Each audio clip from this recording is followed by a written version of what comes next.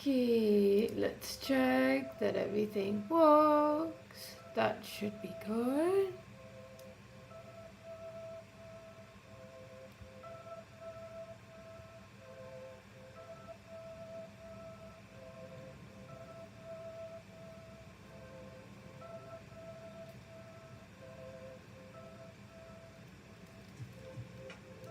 Yup, everything looks great.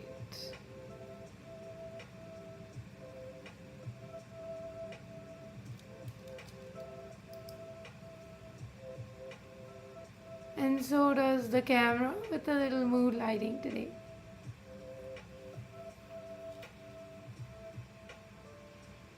Okay, let me just adjust this a bit.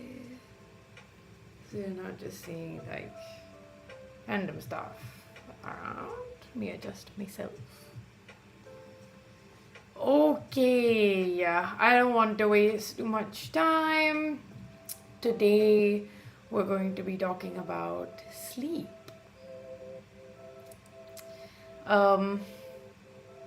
What can I say about sleep? Let's be honest. You and I both suck at it. It's something I love doing, but also never get enough of or really struggle to do. Stress, anxiety, depression, work, bad nutrition, they all affect it almost immediately and daily. And I know it sounds like I'm talking about romance, but I'm still talking about sleep. So, because this guy is so elusive and mysterious, we're going to break it down today. I'm so fed up with oscillating, fluctuating sleep nonsense that I really thought it was important for me to care about it a little bit more and maybe talk about it a little bit more.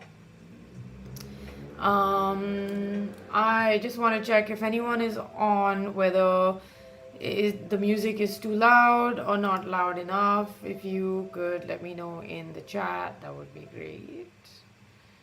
I'm just gonna try and adjust it enough that it becomes good enough background noise and you don't get too fed up of my voice. It would be nice if you didn't get too fed up of my voice. Okay. I'm still adjusting to a new haircut, so yeah, that's the cause of anxiety for me this week. But I don't want to waste any more time. Like I said, let's get down to it. Today we're going to discuss 4 things when it comes to sleep. One is sleep versus anxiety. It's a fucking Dr. Jekyll and Mr Hyde situation going on there. The second one is sleep and high performance, both at work and if you're a sports person. The third one is sleep and injury recovery prevention. Yeah, that's right. Sleep can help with injury recovery. And the last one is kind of an addendum to all of this, and that is something called social jet lag. And it's not what you're thinking, but it is all the things that this capitalist society does not want you to know about fucking sleep. Before we kick off and go super deep into things, I want to thank the few people who've taken the time and trouble to watch all 3 episodes before this one. You have no idea how much it means to me that you guys are there and y'all are watching, and that you join me on my journey of discovering myself, figuring out a lot of life. If you're new here though, please, as always, like the video, subscribe to the channel, and I would really appreciate if you would share this with people you think would benefit from caring about all the topics that I care about. Okay, so the first thing we're going to talk about is sleep versus anxiety. It is the worst thing. It is a very vicious cycle. Anxiety disrupts sleep, duh. And lack of sleep fuels anxiety, duh. Like I said, Dr. Jekyll, Mr. Hyde situation. One is smart, trying to save you, and the other one just absolutely sabotaging everything. But I think somewhere I kind of figured out some root causes for this. We're kind of wired to have this guilt about everything, and I really blame this on a lot of things that happened during the Industrial Revolution. And our parents who've kind of grown up through that time, or were brought up by grandparents who grew up with parents from that time. And it's trickled down into bringing a very toxic mindset. And I feel like we've all just been infected by it.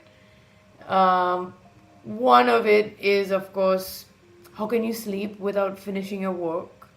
How can you leave without saying this thing to so and so? How can you leave without sending out that email? How can you go to sleep without doing this work? How can you not finish your homework and just think you can take a nap? Or, why are you taking a nap at your desk at work? How can you just end the conversation and walk away?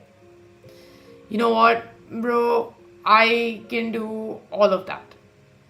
I can totally prioritize my sleep the way that I prioritize my work, and it's actually absolutely fine. Just because you have guilt around sleep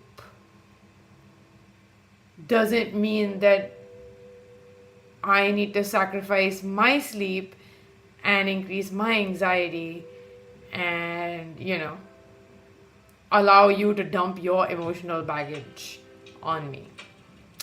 Now, I think you heard some wailing twice, and that is my cat.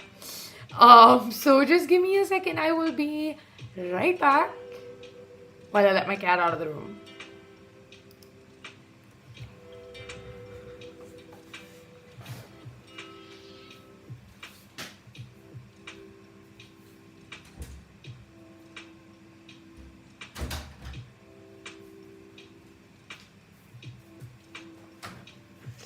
Oh man. Sometimes I really wish I didn't do this live, but I like these things to be a, conversation. But doing things live also means I need to be okay with a few disturbances. But I think we're all okay with that. Also, just a small disclaimer before I kind of continue. I will be looking up at my notes, and I will be looking to the side at my screen. I have some music playing, so I don't want it to interfere with the stream. So maybe if it says that the connection is not good, I might need to deal with that. But deal with it. You deal with it also. I trust that you can deal with disturbances, mild disturbances. But to get back, I was talking about things at work and people, giving us this guilt and putting their emotional baggage on us just because they don't understand how important sleep is and rest is. And, very honestly, it's not their fault. Like, they're brought up also with the same conditioning that you have to earn your sleep. Like how we have this toxic, relationship with food, where we think, oh, I need to earn my meal. My meal is a reward, and I have to do all these things in the day to eat that food. Yes, you have to do some stuff. You can't just, wake up and, throw food in your face and then not do anything the whole day and then just keep throwing food in your face and say, oh, food is not a reward. Anything in excess doesn't work. Anything out of balance does not work for biology. So if you work too much and you work out too much and you eat too much and you don't rest enough, that also does not work. Surprisingly, it does not help if you try to fuel yourself with food but you don't sleep enough. I'll get down to that also a little bit later in this talk. So if that kind of hit a note with you, please stick around. But back to bosses and colleagues. But our bosses and colleagues do this all the time, right? Like, they'll make fun of you or pass comments if you're taking naps at work, or If you're the kind of person who likes to sleep a little extra, like 8 to 10 hours instead of the usual like 5 to 6 hours, which like very miserable people do, or like 6 to 8 hours, which most normal people do, and just kind of don't behave like the people who are constantly busy and constantly overworked to the point where, you know, if you do that and if you're in that hyperdrive all the time, you just come back home and take so much longer to wind down.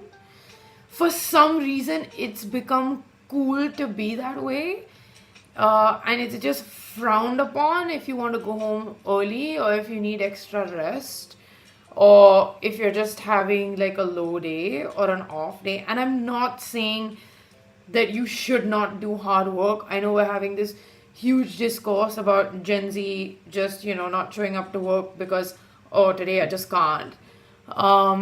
There is some merit also to that attitude, but not at the expense of hard work. I think to some extent, yes, rest is earned. And if you do a little bit of hard work, I think that kind of rest may not, you don't have to treat it as a reward, but it feels like a reward. Like you feel good about it simply because you know you worked hard and you're tired and you're kind of at peace with yourself. But not the other way around, not the way that society conventionally wants us to think about rest, right? Like you go into this zone of being burnt out, and every day it just takes so much of mindless binging of shows and TV or games to just wind down and get your brain to stop, you know, constantly thinking and neurons to stop constantly firing. And for some reason, it's also become cool to be miserable. If you are not like crying your eyes out, if you are not miserable at work, if you are not like overworked and working more than the person next to you, and when I say more, I don't mean actually physically doing more productive work, it's just more hours. For some reason, being there early and leaving late is cooler than just doing 5 to 6 hours of super incredibly productive great work. And therefore suddenly everyone on this planet now, because of this constant like drive towards burnout, regardless of what job you have, everyone on this planet has chronic anxiety, and not the like normal kind of nervousness before a meeting or stress because something's gone wrong in your life kind of anxiety. Chronic anxiety. Anxiety to some extent is normal and good, right? You need it like that little alarm bell for when something doesn't feel right, like it's part of our intuition and wiring. But our behavior, this behavior these days, is so unintuitive and unnatural. And all because of this external conditioning nonsense where we're told about how we should function, especially from people who will actually sit down and tell you how different they are from everyone else. But what they're saying to you is what the whole planet wants to condition you to do, not because it's good for you, but because it's good for them, right? But anyway, whatever, enough bitching. Luckily, there is some merit to it. There is some good news. The key to moving past that guilt-driven work and guilt-ridden sleeplessness is simply just managing that feeling of guilt. So I found that when I try to manage that pre-sleep guilt and anxiety and just simply try to be more conscious and consistent about it, give myself some quality sleep, make sure that even if I'm sleeping long hours, I'm getting good sleep, and even if I'm sleeping short periods of time, I'm getting good sleep. even if it's just over maybe weekends or like holiday times once every 3 months or something like that, I've found that it can really stabilize your emotions and reduce those anxiety symptoms. I think it's the same as habit forming with diets or with exercise or with just kind of adjusting, to a new rhythm or a new routine. And I'm not saying you have to sleep early or you have to like wake up early or you have to sleep an X amount of hours. I mean, just managing how you sleep and doing it consistently every day can really, really make a huge difference. Like, I can guarantee if you prioritize sleep the way that you prioritize, like having meals and doing breakfast or like having that first cup of coffee, if you approach sleep the same way, genuinely everything that always feels tough about like dealing with anxiety will become a lot easier, or the tough stuff will just become a lot more manageable. Even if things are really bad, even if things kind of go out of whack, if you're well slept, your body itself will kind of feel like, okay, I think I can deal with this now. I'm not saying this too much from like a science perspective. There is some research on it, and I'll kind of leave you to do that research, but I'm saying it because it's tried and tested for me. If you're like me and you do a lot of like spiraling, overthinking, and you're emotionally all over the place when you're exhausted and you're tired and it's the end of the day and you're kind of trying to sleep, I'm talking about that like weird, foggy, fragile, kind of faithless, helpless feeling that we get when we're super anxious. I've come to find that that's just your brain running on empty. You're trying to push this car up a hill and it's not going. It's not pushing. Like, the vehicle is on wheels but is heavy as fuck. And you have nothing. You have no fuel to move it on, right? Like, you're mentally exhausted. You're trying to fight everything. And you're doing this. You're exhausted. You're anxious. Why you're overthinking. At the same time, you're allowing that anxiety and you're allowing your brain to tell you that you don't deserve that rest. That's the guilt that you need to make the effort to kind of break out of. And I've noticed that even when I can't like solve what's bothering me, like for me, when I see problems, I'm a fixer. I need to solve that problem immediately. I'm very impatient about it. I need to fix. I need to find 16 different solutions, try every one of them until something works. And even if it works, but it doesn't work really, really well, I will still again try to find what works really, really well. It's a similar type of guilt, pushes me to be kind of perfectionist, even with the smallest things. And I've had to work really, really hard to kind of get over that. So if I just in that moment kind of realize what I'm doing and make sure that if I'm doing it at night, I at least get a full night's sleep, or if I'm feeling super overwhelmed because of what I'm doing to myself in my own head, I just really like to find a way to take a nap. It just somehow makes all that bullshit just feel so much better and so much more manageable. Honestly, it boils down to just the comfort of thinking that, okay, I can take this rest, and when I wake up, the world will not have ended because I decided to take care of myself. I feel like we just don't say that to ourselves enough, that it is okay to take care of ourselves. I think it's also why some of us just don't find the energy to do what needs to be done in the day because we haven't slept well enough the day before. So the next day, you've got all this pressure on yourself to try and be better and improve and be high performing, but you just can't. Now, I don't know if you are one or if you've ever taken the time to sit and like speak to insanely successful athletes or like business owners, entrepreneurs, people who run like 5, 6 businesses sometimes.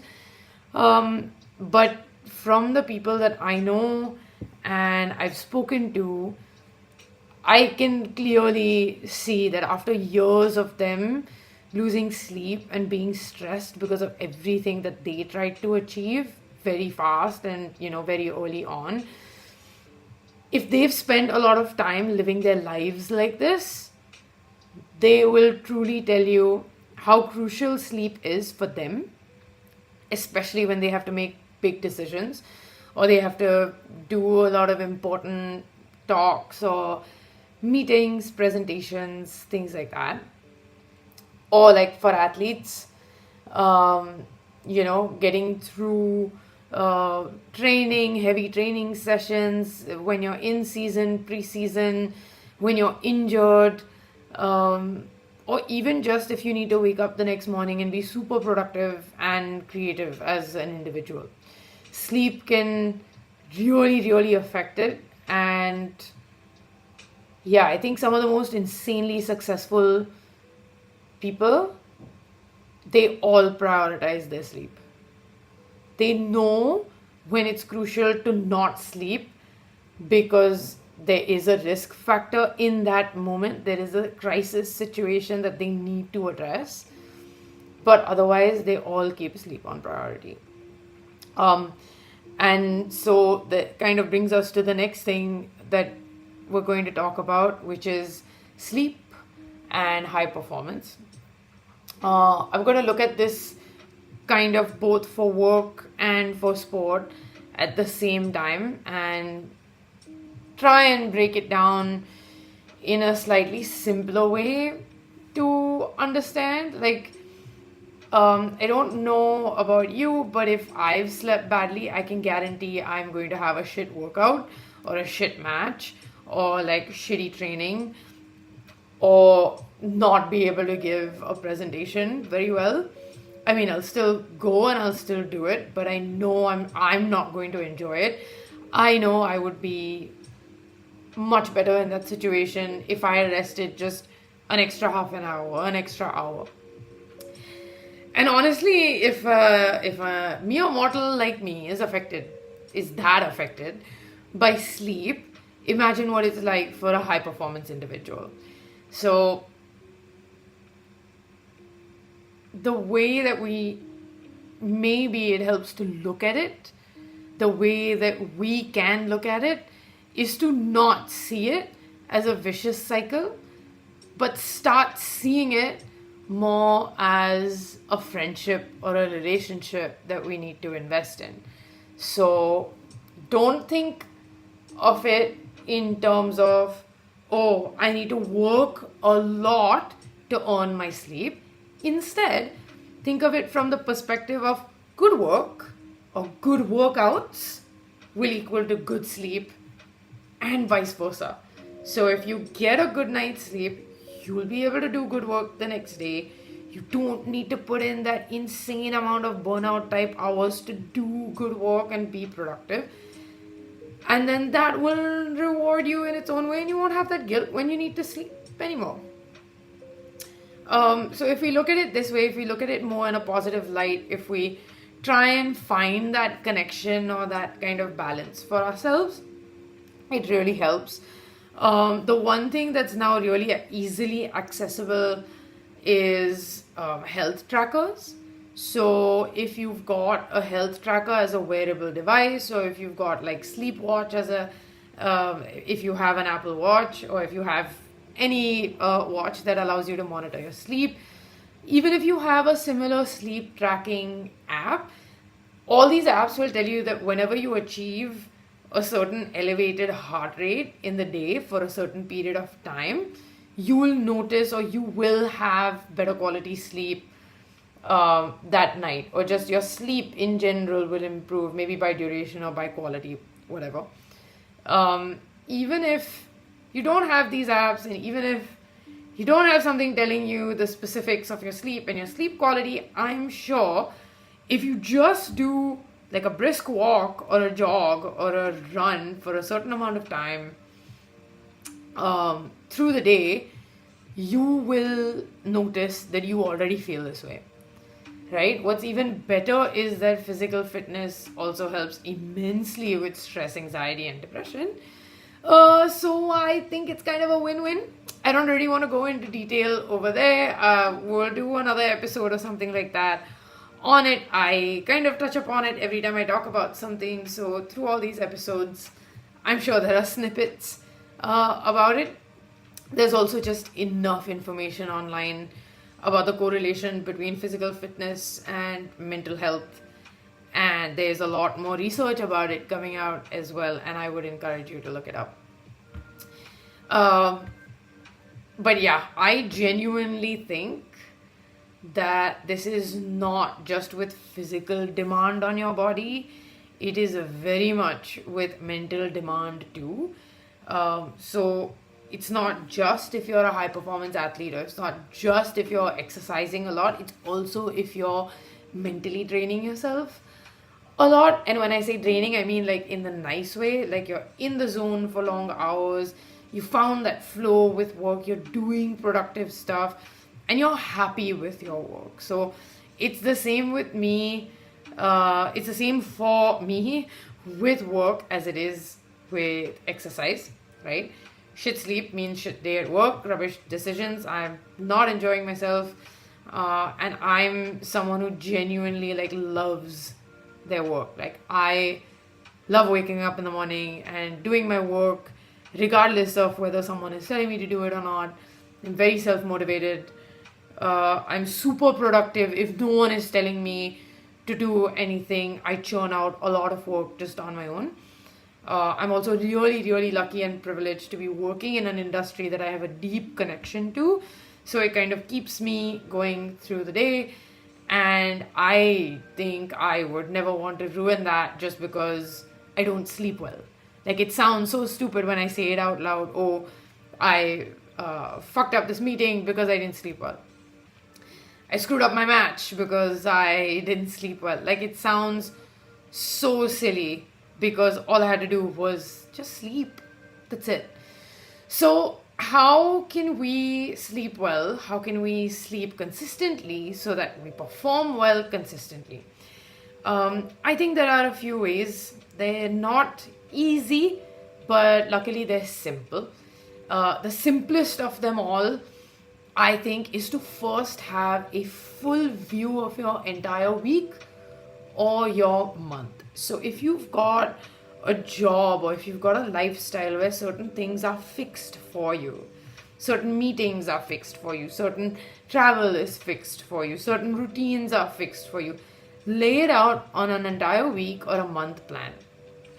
Figure out what days you have training, what days you're going to the gym, what days you have big meetings, what days you have important like travel, what days you're doing holidays, maybe what weekends do you have off, what weekdays do you have off, kind of everything. Plan the whole thing out. Look at your diet, look at your nutrition. Are you getting everything that you require? Have that little bit of a macro overview, and trust me, you only need to do this for a short period of time to figure this out. Then once you see this, you can immediately tell the days where you know not to schedule anything that might interrupt your sleep the day before something crucial is happening. So through whatever football I have played with a bunch of different teams in different countries with different coaches, all the coaches that I have ever trained with, even coaches that I have not trained with, mention this all the time. They mention this with training, they mention this alongside meals, they mention this with anything that is important to an athlete, and they mention this every time we've had to head into a season. No late nights, no alcohol, eat well, Sleep well before training and match.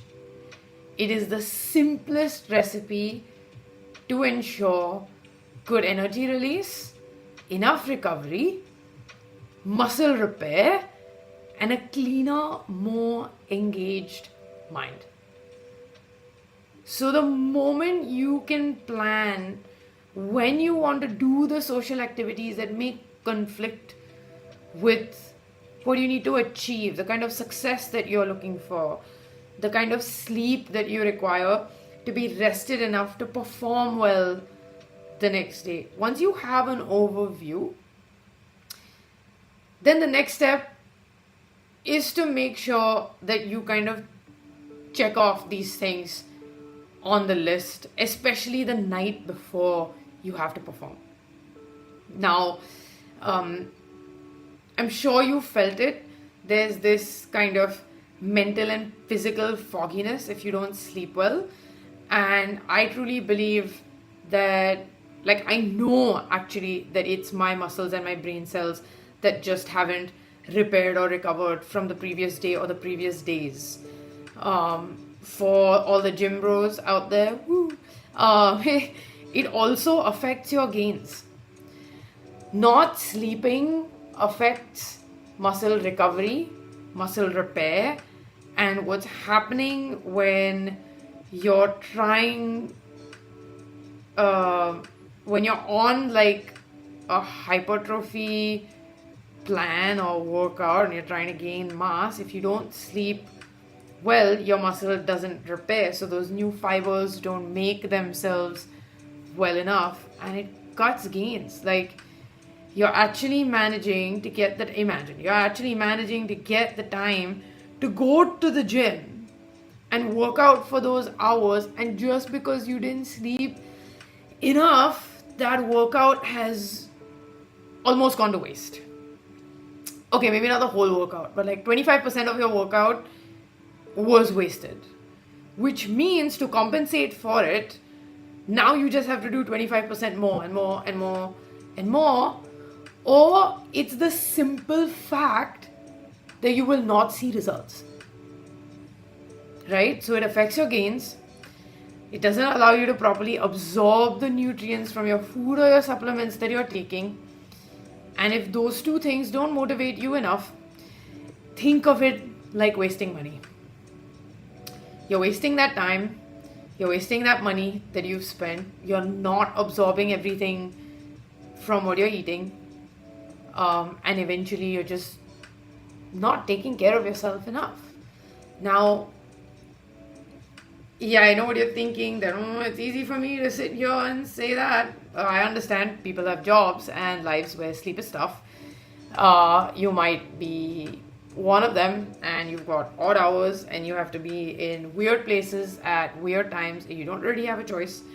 But I would, in that case, recommend taking a lot of naps and finding a way to get them.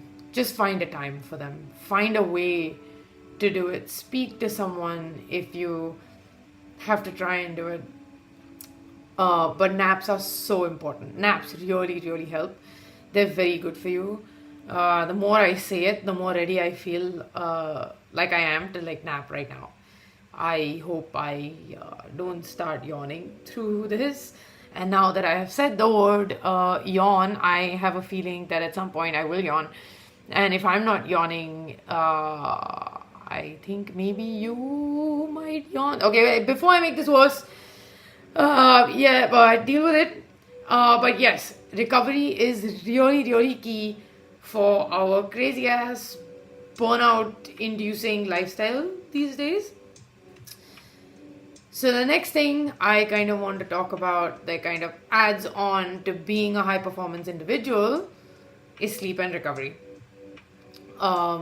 If you're injured, I can guarantee you sleep is your best healer.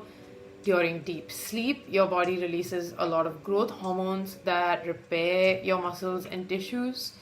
Lack of sleep slows this down, and because of that, because you're not repairing everything that's been depleted, It also has a direct correlation to increase in inflammation.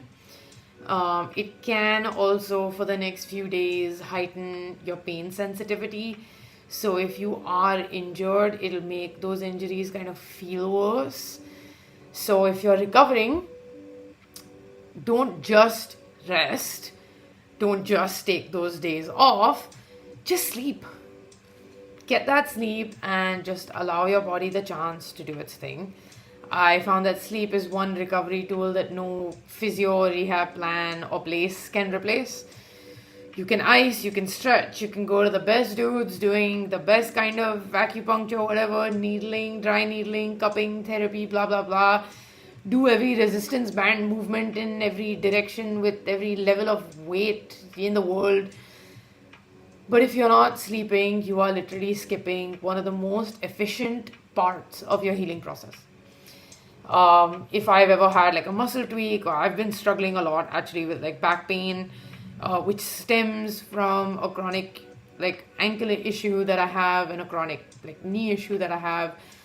And if I don't sleep, it just goes so completely out of whack. But if I sleep well, I just like the next day, I just don't feel pain from any of this stuff. Like my back feels great, my knee feels great, my ankle feels great. I have more energy to perform. I have more. I just have more willingness to do a lot of things as well, because I know that my back's not going to hurt or like my ankle's not going to be an issue on that day. It also helps me not just feel sore and sluggish all the time.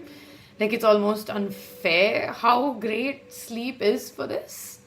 And I think it's just really nice that you can do all this quietly in your sleep with no conscious thinking and effort.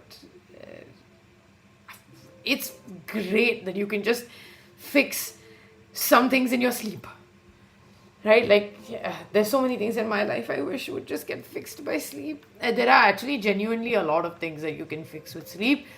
And I think your body is one of them, like your body and brain for sure. And instead of looking at sleep as like a reward and allowing that guilt to not let you have it, I would look at sleep as just that,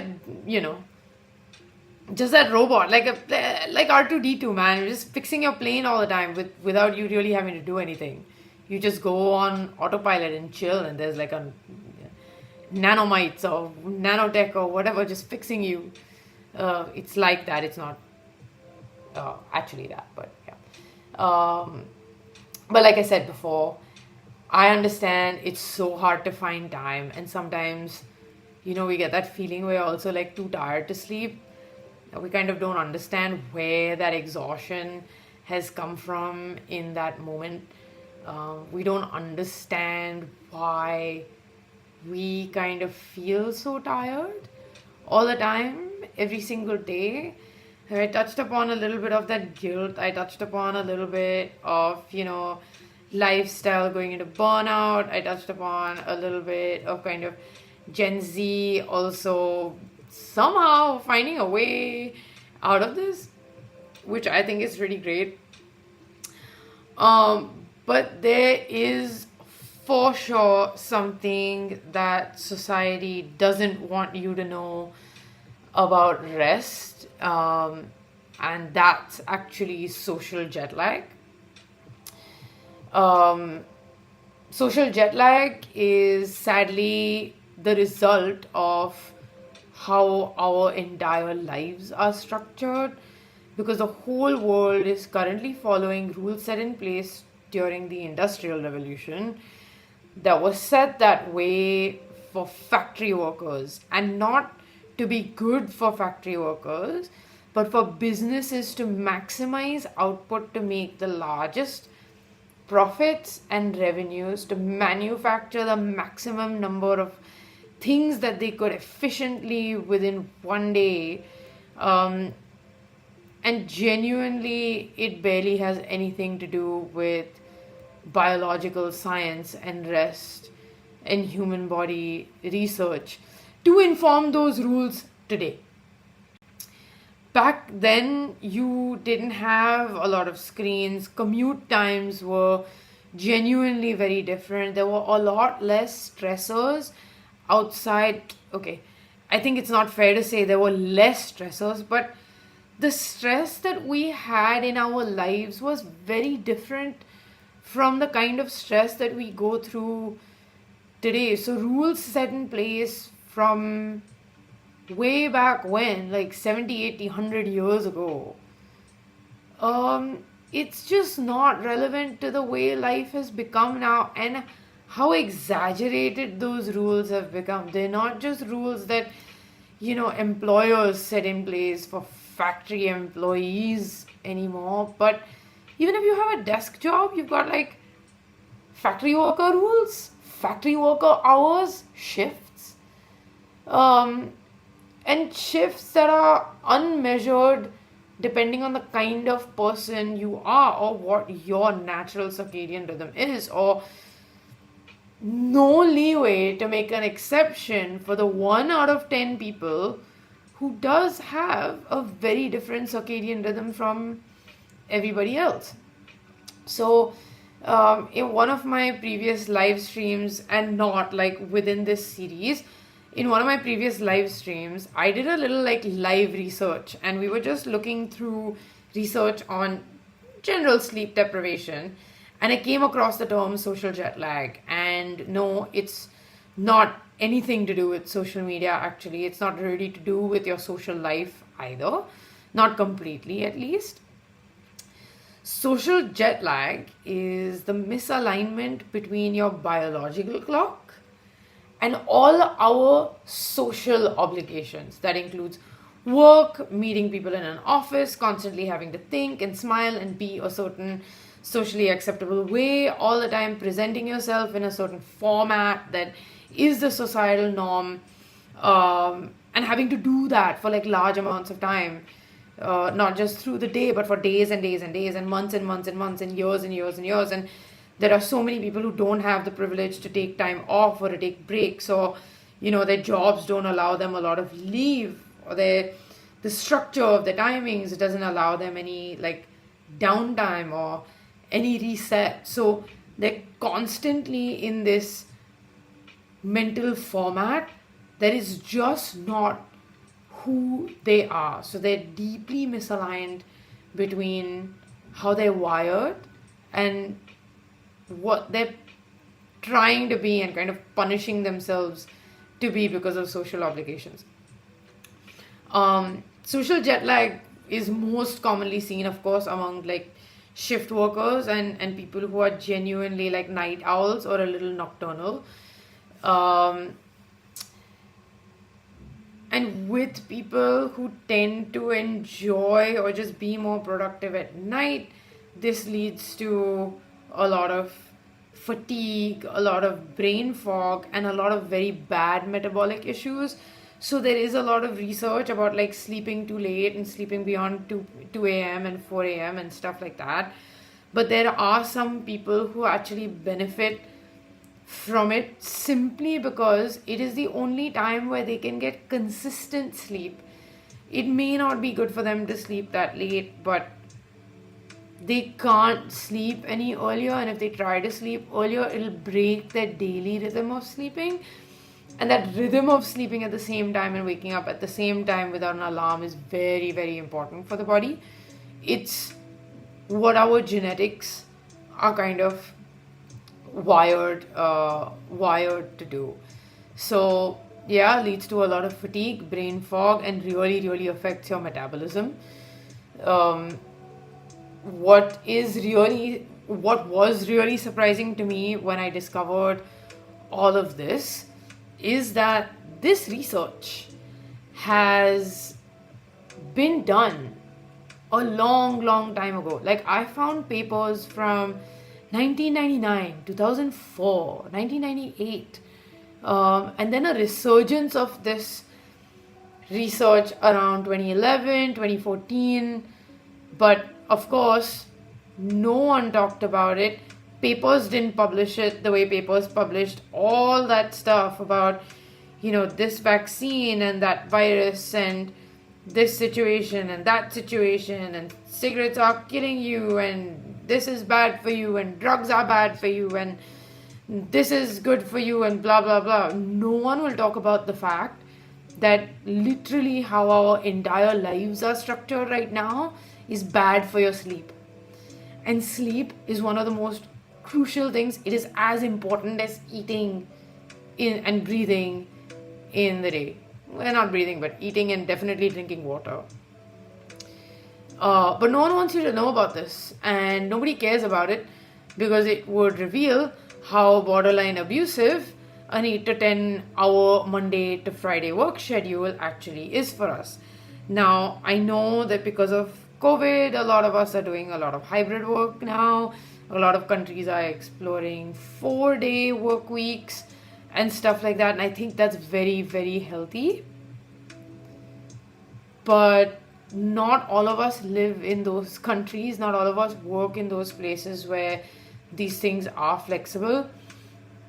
And social jet lag is very, very real.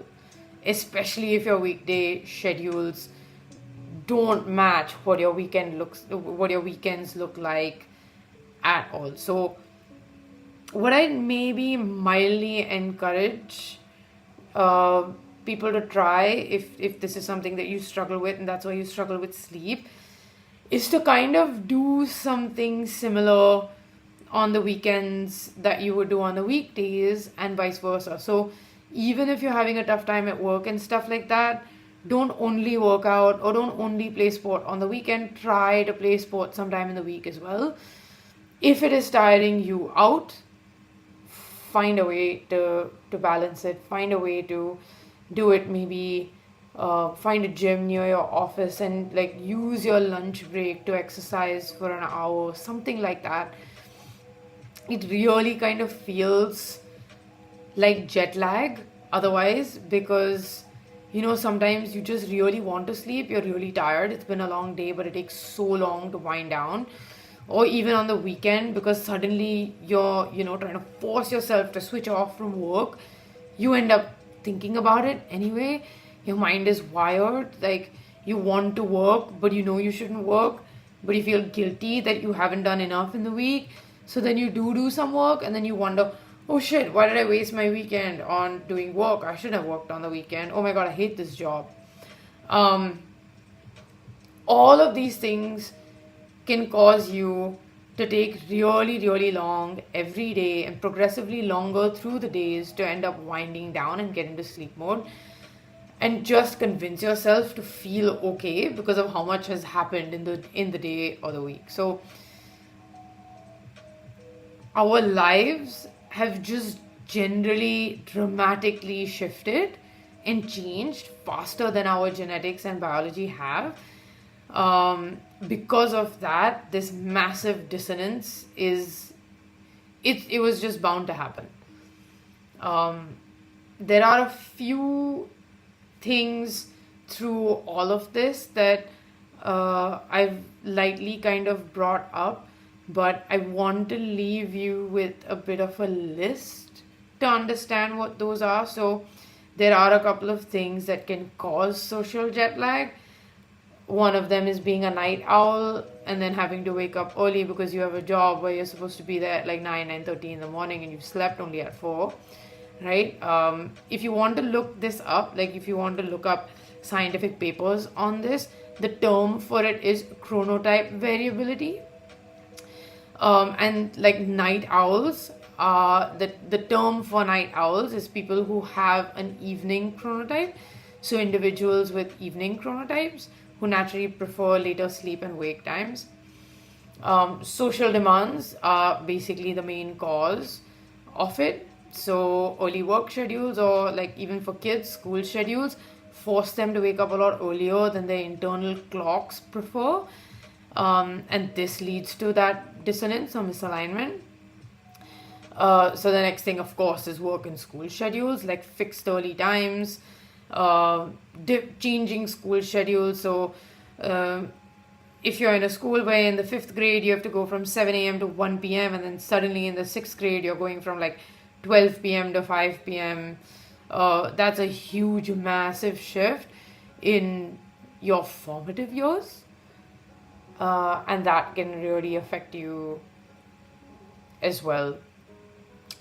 It really affects teenagers, it affects adolescents, it affects young adults. You can feel this effect well into your 20s and 30s, and it's really quite sad that it's caused by sleep, and it is caused by the things that the whole world is forcing you to do all the time.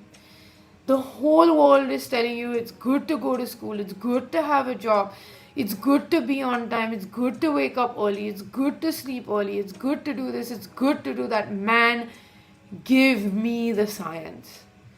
Give me the science that works for me. Is it actually really good for my body? What is it that my body is good at? Can I adjust this? And no, you can't. And sadly, I don't think it'll change simply because all these establishments, they're not going to wake up and cater to just you. Schools need to cater to 3,000, 5,000 kids sometimes, and you just end up doing what's good for the maximum number, or you end up doing what's good for your own business. You end up doing what's good for your own establishment or institution, right? Or we just have to follow it. But this is the fallout, like this is the consequence of all of that. The third thing, really surprising, is the use of alarm clocks. Relying on alarm clocks can actually disrupt a lot of natural sleep patterns, especially if you're using it to compensate for having insufficient sleep during the week or the night before. Now, I don't know if you're the kind of person who like needs 1 alarm or 6 alarms or whatever it is, but if at any point in the week, whether it's the weekends, whether it's like on a weekday that you don't need to go too early, any time in the week that you have the opportunity to wake up without an alarm, I would encourage you to take it. Just switch the alarm off. If you trust your biological clock enough, if you're actually sleeping and waking up according to your biological clock, trust that you will wake up on time. I try this as much as I can on the weekends. It is difficult. It's not easy. It is fucking frustrating. But it feels really good to be able to just wake up when you wake up and not have that pressure or that sound of the alarm. Oh my god, the sound of the alarm, so frustrating. The last thing, and this is kind of what we normally assume social jet lag is social and recreational activities.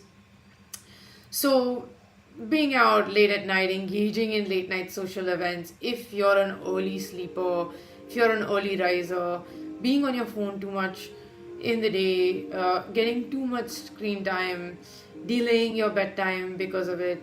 I'm sitting here and sitting in front of I have 3 screens open in front of me right now.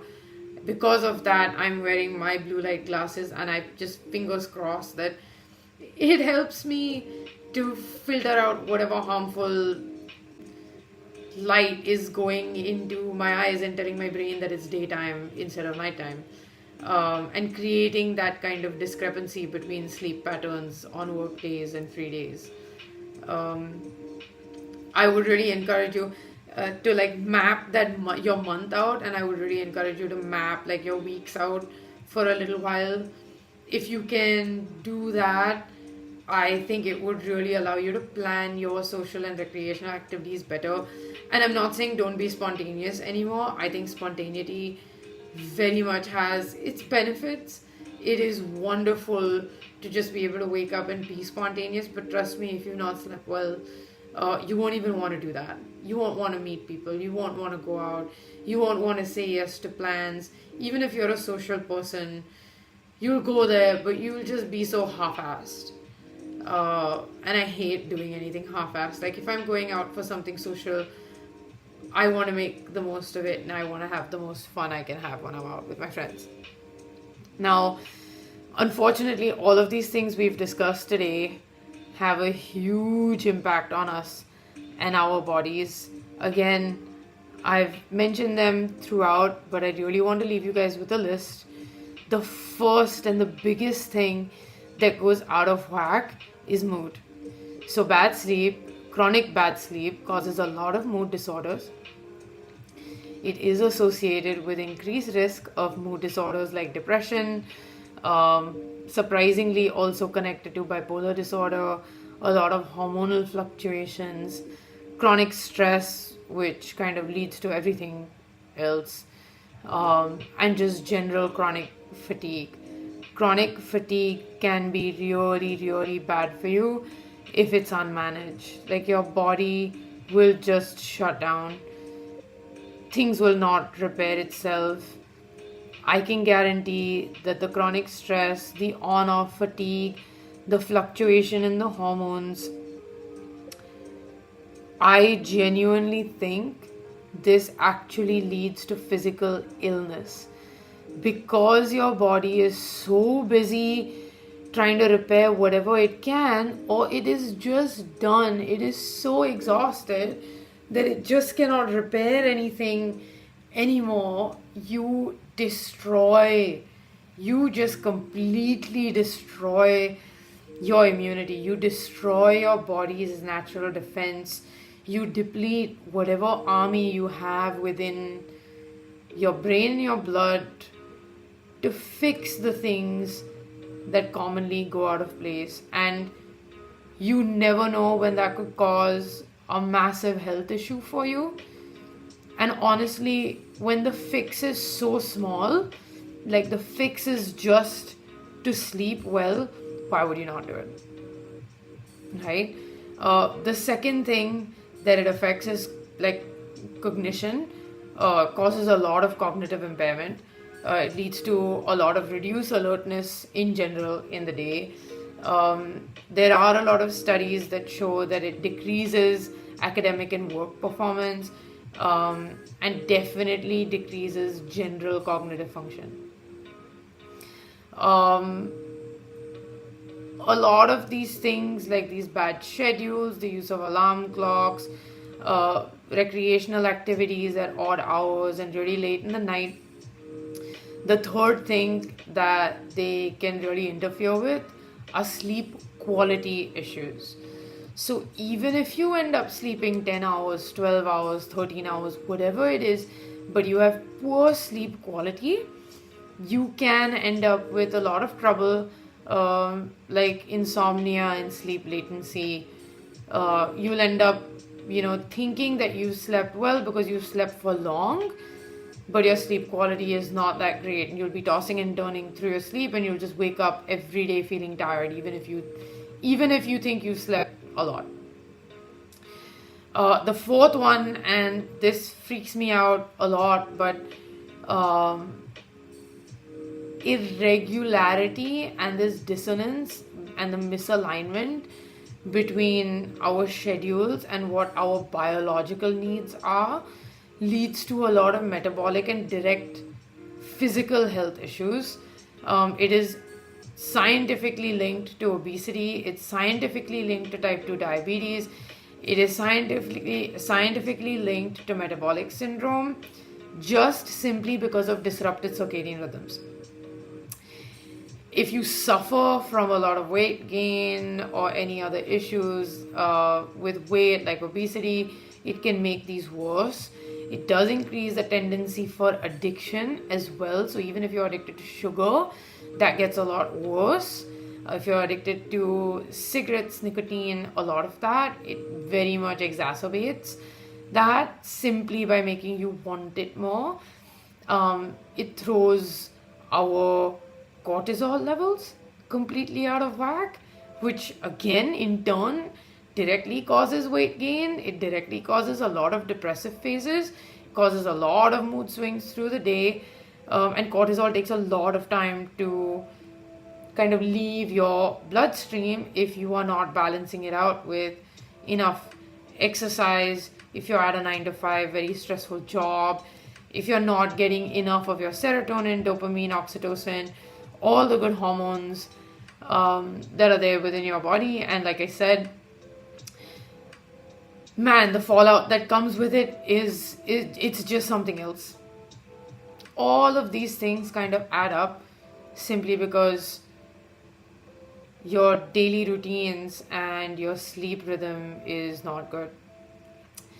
The last thing on the list of things that it kind of causes is cardiovascular risk. So it is definitely directly associated with the risk of cardiovascular disease. Those include things like hypertension, heart disease, stuff like that. I know I'm talking a lot of science right now, but I am not a doctor, I'm not an expert. I've put down this list based on some research that I have done myself. I may miss things out, I might get things wrong. You could maybe function on very little sleep, you might be very happy with very little sleep, but that's you. In general, I can see, and especially with me, I can see that bad sleep has a lot of bad and negative effects. Having bad routines in the day and not balancing out your weekdays and your weekends does have a massive impact on sleep and therefore on your body. We're almost done. I know this is a lot to process. Sadly, life is a lot to process, isn't it? But like you do with everything else, I really think that small, slow improvements are still improvements, and they can lead to long-term benefits and progress. As always, I like to leave on a positive note, and I really want to be grateful to the beauty of the human body, because the best part about it is its ability to adapt. So if you make the effort, you take care of yourself, if you respect your body and your mind, your body will learn to care for you as well. Maybe one way to kind of track or do this like weekly or monthly audit for yourself is to start doing notes on your phone, or if you don't want to use your phone at night, have a journal on one side where you have what you were supposed to do in the day, what you had planned for the day, what you had planned for the evening and the night, and then on the other side, like kind of track a couple of these things daily, whether you've done them, whether you've achieved, what have you not done, how have you changed that day, have you done exercise on that day, did you go out for a walk, what worked for you that you had planned to do and what didn't work, are you feeling fatigued, how fatigued are you feeling, and as you progress, just record that progress and just do it for 7 days. Start off with doing it just for 1 week. It'll really help you figure out what part of everything is really off for you, in case you've reached this point without having kind of connected it in your brain already. But it's really nice, I find it really nice to have it all written down, so I can see what generally for me goes out of balance and where I sacrifice myself or where I sabotage myself, where I have room for improvement, where I can just find like a better way, a more productive way to approach my day and my sleep. So try it, see how it goes, and I want to kind of stress again on the fact that naps are important. Take the naps. If you're finding that the 7-day thing is not working, just increase the number of naps you're taking. I think it will really help. You will see the impact that it has on you. It might make you like groggy sometimes unless you nap for a certain amount of time, but try it anyway. If you have any questions, if you have anything that you care about when it comes to sleep that I haven't discussed, share it with me, drop it in a comment, let me know over a chat, drop me a text or a DM or whatever. I know I think that no one cares, but I think that's because I care a little bit too much sometimes. But because I care, I have found people who care with me, and because I care, I share, and then because I share with you and you also care, then we can care together. Is that, yeah, okay, yes, caring together is nice, right? Sharing is caring and caring is creepy, but we can be creepy together. Okay, the last thing that I wanted to end with, if you think sleep is a really interesting subject, a book that I read a long time ago that really helped me kind of fix my sleep is a book called Sleep Debt. What I will try and do is I will put it all down in the comments, or I'll edit the description at some point so that you can check out the Amazon link for the book, or you can just see the book. But I highly encourage you to check out the book. The Sleep Debt is what it's called.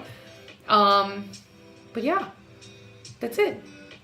I am done for today. I really hope this helps you. I hope the lo-fi music in the background through this has been nice for you. If I was talking too much, I was talking too loudly and you couldn't hear it, I'm just gonna let it play in the background for a little bit of time, and you can enjoy it, and maybe you can take that time to wind down, make yourself a cup of tea, relax, and enjoy the music.